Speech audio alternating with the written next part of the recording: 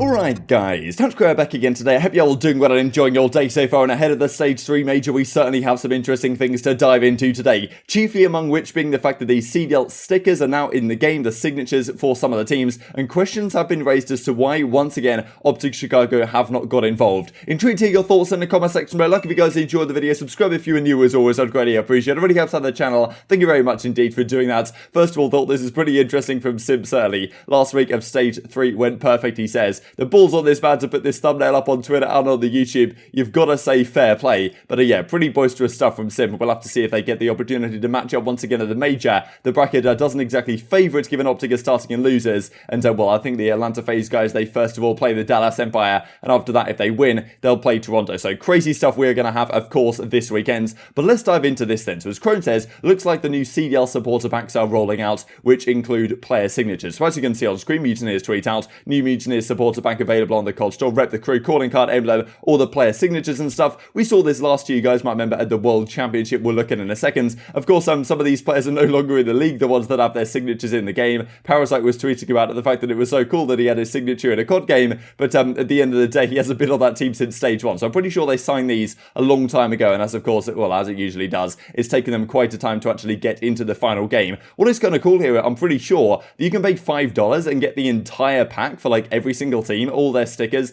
everything, well, everything for all the squads, which is honestly kind of cool to see, because I thought it would be like $5 per team or something along those lines. I thought that would be the revenue model they're going with nowadays, because I do always remember back in like the Black Ops 3 days, when I think the way it used to be in the CDL is there was a North American, a European, and an APAC, like pack that you could get, and it would give you all the camos for all the different teams, and you could just select one of the camos for like all, you know, all the 16 different teams in each region for whatever the one price was that you pay for all the camos. Nowadays, I always feel like they would just do it per team to make more money, but some seems like they're going down a kind of a cool route here, so pretty nice to see. And of course we see this from a lot of different teams. Atlanta FaZe come out with Rokkr with Atlanta FaZe. This lightning strike type one they've got here is pretty damn cool indeed, so lots of cool stuff coming out from these organizations. We see well, as Simp says right here, no way I lose any gunfights right now from Jake, and on his Krig he's dropping, well, he's got Octane on here, he's got RC Slasher and Kenny, going to be tough to lose a gunfight in that situation. And on the other side on his AK-74U he's got aBeZy, Simp and Huke sitting on his weapon. I kind of wish they were somewhat bigger than they are, but at the end of the day it's pretty damn cool to see regardless. And as Arcitys tweets out, he's got all the FaZe guys on his Krig. That of course is going to mean he's going to be shooting absolutely arrows straight this upcoming weekend. So I'm not actually sure if they're even allowed to use this on their CDL accounts, maybe not, but for public matches and stuff they can probably do this to relatively good effect. So as Crone says, here's a look at 4 more teams from the supporter pack. Toronto Ultra, honestly I think this calling card is absolute heat. The other stuff is pretty cool as well. I think some of the players have significantly upgraded their well, their calling cards, or at least their stickers, even their you know, the signatures that they've done. I think maybe some of these are pretty similar to last year, but some of them look significantly better than they did before. So it's some pretty cool stuff going on in this store. But the question has been there once again, why isn't OpTic Chicago getting involved in stuff like this? Because we saw it not too long ago, the fact that Crone tweeted this out, player signatures, well, signature stickers, you know how it goes, 4 teams leaked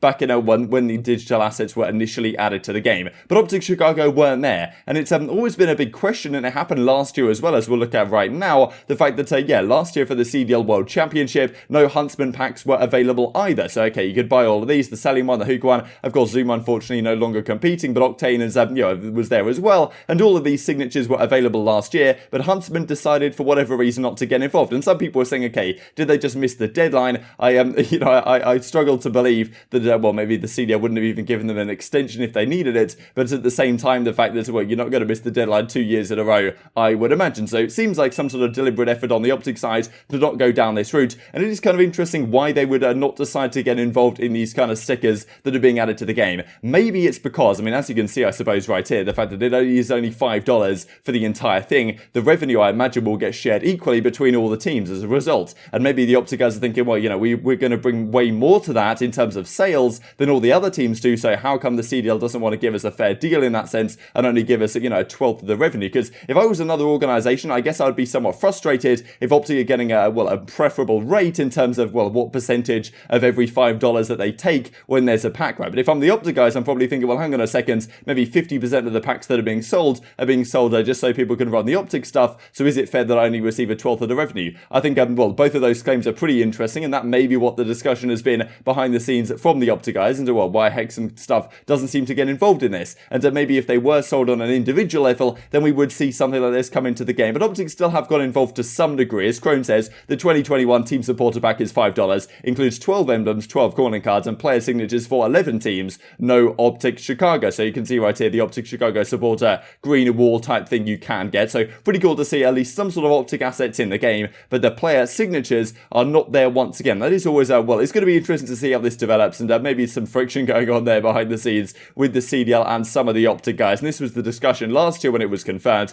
Have to, be something along the lines of they believe their signatures are more valuable. They didn't believe the amount Activision would make off their names would benefit the org, and that this is kind of what Crone agrees with. Of course, this was way back this time last year, in effect, when this situation was being discussed as well. And it's kind of interesting, really, in comparison to this, because as Crone tweets out back in March now, CDL OpTic cards coming soon. So there's been this whole discussion about the fact that there might be trading cards going on, either with the CDL or, with just OpTic in general. And you can see right here, like Dashy was signing these back at the end of March. And it's kind of, well, strange to me that they're doing signatures for stuff like this whenever that will be released. But the signatures, they don't seem to be pretty happy with them going into the game itself for the CDL for whatever reasons might be going on behind the scenes. So thought it was interesting stuff. Been tweeting your thoughts in the comment section below, as it tends to be. This for the TacticalRab Academy as well. This would be, well, the dream, the TacticalRab emblem, and with calling card and, well, signature. I don't know how I would do the signature. This is honestly looks pretty cool to have it on the Craig. You're going to be absolutely hitting laser beams if you have this on your gun. Maybe at some point it'll happen down the line. We can get a creator code or something if the CDL can play. This other was pretty cool as well. So this upcoming weekend, top 4 Sunday at the Major, whatever exactly it's called, you can get these calling cards, the cracked one, the chalked one, fully tilted,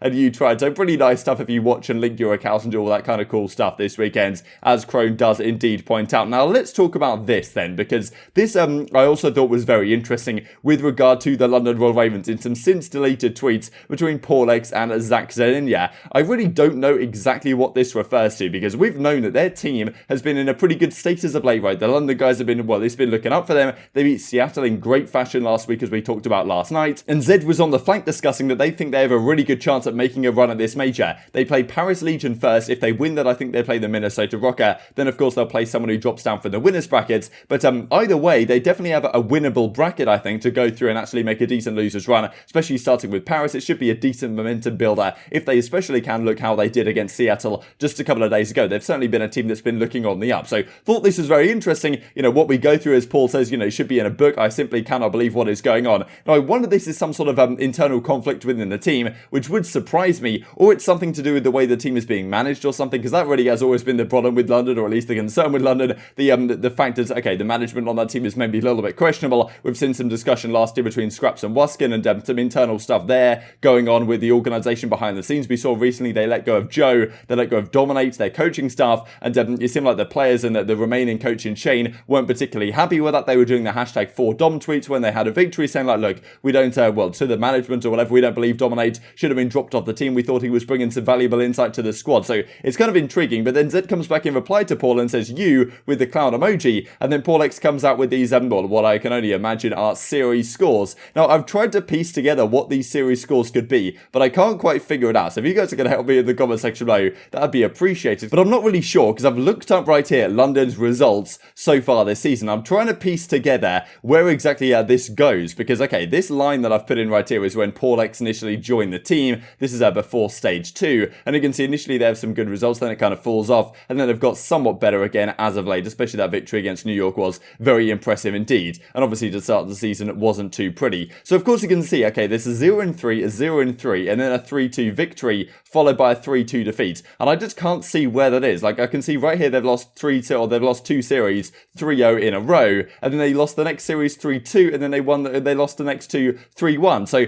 I can't really see how this pieces together. I mean, why is there a 3-2 right here? I don't really know what's going on. I'm trying to go all Scooby-Doo on this and figure out exactly what's going on here. Of course, this was deleted, so maybe PaulX made a mistake or something in what he's trying to say, or he's trying to say to Zed, look, before, I thought maybe he was trying to say that before I joined, this is the results you were having. But as you can see, the results before he joined were, also not exactly ideal, right there, but they lost a load of 3-2s and stuff, lost a load of 3-0s, 3-1s, but that doesn't exactly line up with the results that he's put right here. So I'm still kind of confused whether this is some internal friction between the team or whether this is something to do with the management stuff, but clearly it must be something to do with the Ravens, given the fact that this was tweeted out.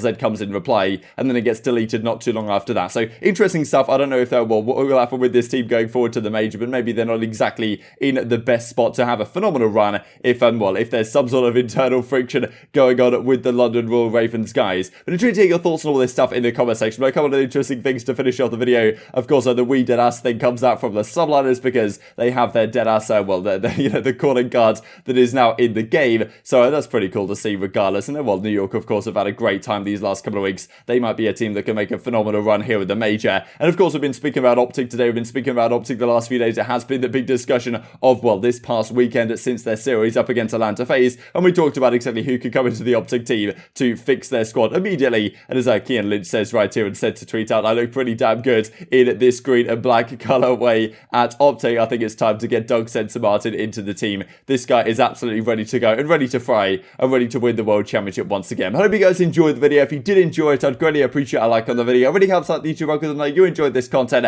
Other people like you may enjoy this content as well, and I'll grow the competitive Call of Duty community. Thank you for watching as always. Take care, and I will see you next time. You know, that's how this year has been. There's been so many veteran players that are being benched and cut for amateurs, and you know, some of the times it works, some of the times it doesn't. But I mean, in this case, it's not like you're getting an amateur; you're getting Huke. You know.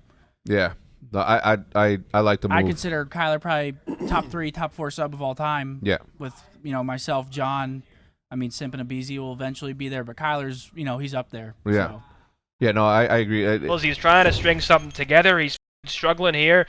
You got to think maybe some monitor settings are off, his field of view, maybe the overclock and his controller reset, and just not what you want to see so far. But John,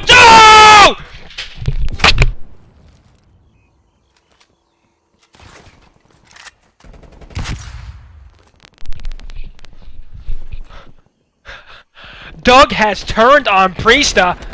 You got